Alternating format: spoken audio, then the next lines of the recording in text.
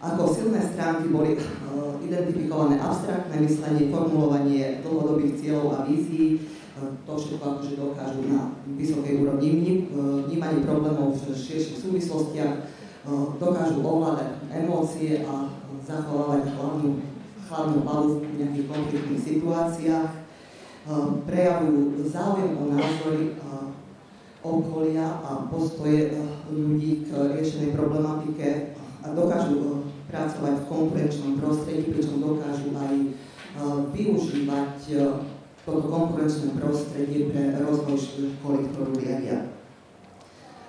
Čo sa týka slabých stránok, slabou stránkou sa ukázalo to, že naozaj sú organizačne zameraní v tom zmysle, že potrebujú alebo sú zaťažení na to, že dostávajú direktívy a tie následne realizujú v praxi.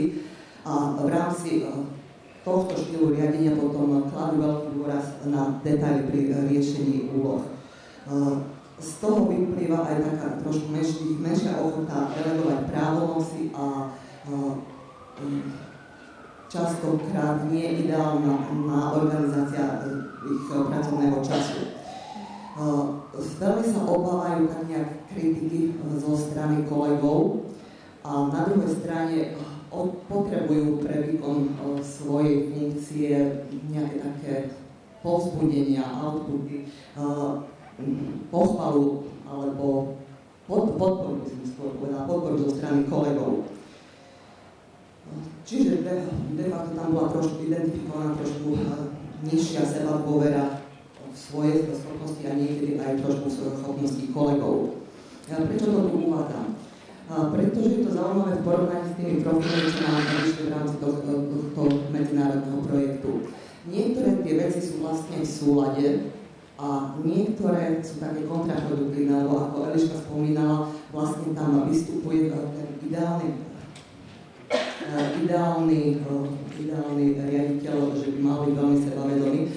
Dobre, môže to byť v súvislosti s týmto, len niektoré tie veci, ktoré tam vyskakujú pri tom profile, je otázka, či tí naši respondenti, keď vyplňali ten dotazník je vždy tak trošku subjektívna otázka, do akej miery sa tam prejaví otvorenosť tých respondentov. My na rozdiel od českej strany sme ten dotazník aplikovali prezenčne počas tých ďalších vzdelávaní riaditeľov. Čiže tam bol ten bezprostredný kontakt a bola tam viackrát zdôrazňovaná tá požiadavka v tom dotazníku, že nehodnotia seba, ale majú sa vyjadriť, ako by mal vyzerať ten ideálny riaditeľ v našich podmienkach. A niektoré tie výsledky, a možno to aj súvisí s tým, že ten kompetenčný profil vychádza pre Slovensko tak strašne posunutý, že sa tam možno podvedome prejavilo u tých respondentov niečo také, ako že ja som dobrý riaditeľ a to, čo robím a ako som zameraný, je to optimálne.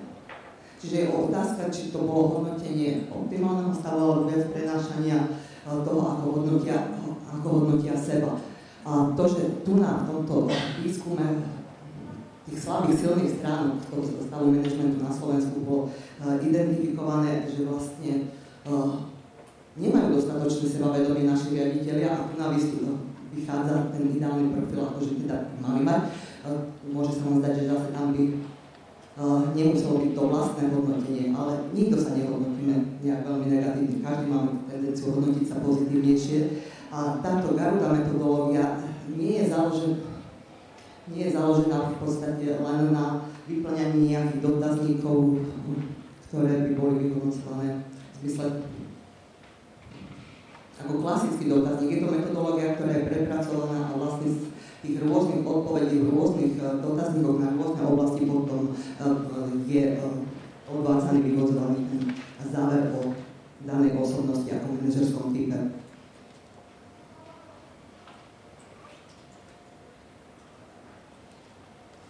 Ešte jednu vec by som k tým výskumom realizovaným. Tu nás sú aj uvádzané nejaké publikácie, ktoré z tých výskumov boli a ako som vravela, mali sme tam aj širšiu vzorku, kde sme sa snažili zistiť od tých vyše 1000 riaditeľov, akými kompetenciami by sa mal vyznačovať ten riaditeľ, aby bol naozaj nejaký taký ideálny riaditeľ so všetkými schopnosťami pre všetky činnosti, za ktoré má zodpovednosť, ktoré má vykonávať. Tam sme to sledovali v 10 rôznych oblastiach, kde sme v každej identifikovali rôzne kompetencie, ktoré mali posudzovať. Následne to bolo analyzované v závislosti od toho, či to bola skupina riaditeľov základných škôl alebo stredných škôl. Čo sa týka oblasti pedagogického riadenia alebo teda riadenia výchovno-pedagogického procesu na škole, vyšlo nám takéto poradia, že riaditelia hodnotili ako najvýznamnejšiu kompetenciu hodnotiť a odmeňovať učiteľov, za tým bola kompetencia vytvárať stratégie rozvoja školy, potom na treťom mieste hodnotiť školu, na ďalšom mieste konkretizovať ciele výchovy a vzdelávania, potom inovovať učebné osnovy. Šiesta kompetencia v poradí bola motivovať zamestnancov, nižšie hodnotená kompetencia bola vytvárať podmienky pre rovnosť príležitostí v prístupe k vzdelávaniu, potom vytvárať týmy a riadiť skupiny. No a na posledných dvoch miestach sa umiestnili ako najnižšie hodnotené, najmenej dôležité z hľadiska pohľadu riaditeľov kompetencia usmerňovať predmetové komisie a realizovať hospitačnú činnosť. Prečo to spomínam? Pretože pre mňa osobne bolo veľmi zaujímavé, alebo možno ani nezaujímavé, ale človek si uvedomí rôzne ďalšie súvislosti, pretože v rámci toho prvého projektu, ktorý bol v rámci programu CC riešený, sme riešili iné prípadové štúdie. Tie, čo pani Šišková prezentovala, boli riešené v rámci tohto druhého. A v rámci toho prvého sme robili na Slovensku jednu prípadovú štúdiu zameranú na uplatňovanie school leadershipu na konkrétnej škole, s tým, že sme chceli identifikovať slabé silné stránky. Samozrejme, zo záverov robených pre jednu školu nemôžete generalizovať. Ale tam sa nám práve v súvislosti s týmito výsledkami ukázala zaujímavá vec. Že treba byť veľmi opatrný aj pri tých výsledkoch, ktoré tu nás získavame, pokiaľ máme napríklad hodnotenie len riaditeľov. Pretože na tej škole sa nám ukázalo, že dobre, riaditeľia vlastne tú hospitačnú činnosť a tie predmetové komisie hodnotia ako, že dobre, to je v mojich zodpovednostiach, náplni mojej práce, ale nehodnotia nejak vysoko. Ale bolo zaujímavé, že je to jedna z vecí, ktorú najvyššie hodnotia učitelia na školách. Pre nich je to veľmi dôležité, aj motivačne, aj dávajú to spätnú väzbu na ich výkon. Ale pozor, keď hovoríme o hospitačnej činnosti, ktorú učitelia hodnotia veľmi vysoko, je to hospitačná činnosť hlavne ani nie tak ako, že to, čo ideme kontrolovať, ale hospitačná činnosť zameraná na zavádzanie inovácií v školách. Toto veľmi oceňujú učitelia. Celý tento projekt, alebo všetky tri projekty v rámci programu CC sú zamerané na schopnosti riaditeľov a na kompetencie, ktoré majú disponovať.